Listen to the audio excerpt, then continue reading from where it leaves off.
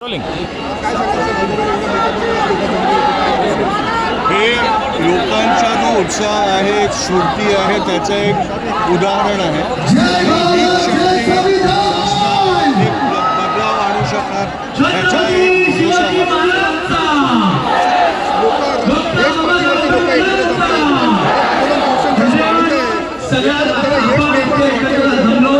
हे जेएनसीचा उत्साह आणि त्याच्या डेडिकेशनचा एक नमुना आहे. आणि पण ही जी शक्ती आली आहे त्याला टिकवून ठेवावं लागेल. सर, एकूणच सरकारने निर्णय घेण्याबद्दल उशीर केला असं वाटतं का तुम्हाला? एकूण जो हे त्यांच्या नाकावर पाणी गेलं तेव्हा त्यांनी स्वतःला वाचवायसाठीचा एक उपाय केला आहे आणि त्यांना अजून पाणीच्या स्वतःच्या खाली दाबून ठेवावं लागेल.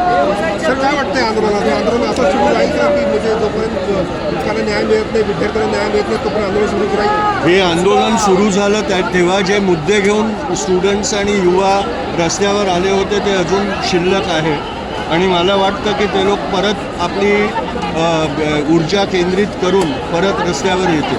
अजून कोणते मुद्दे आहेत असं तुम्हाला वाटतं की ज्याच्यासाठी आंदोलन झालं पाहिजे? त्यांनी कॉम्पन्सेशनचा मुद्दा ठेवला होता, त्यांनी माफीचा मुद्दा ठेवला होता, त्यांनी पोलीसच्या वागणुकाबद्दल मुद्दे ठेवले होते.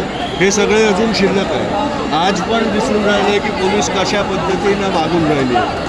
अजून याच्या व्यतिरिक्त सर कुठले मुद्दे, जसं ईव्हीएमचा मुद्दा असेल किंवा अनएम्प्लॉयमेंटचा मुद्दा आहे, मजदूरांचा असंतोष आहे, शेतकरीचा असंतोष आहे. हे सगळे आता मुद्दे रस्त्यावर येतात.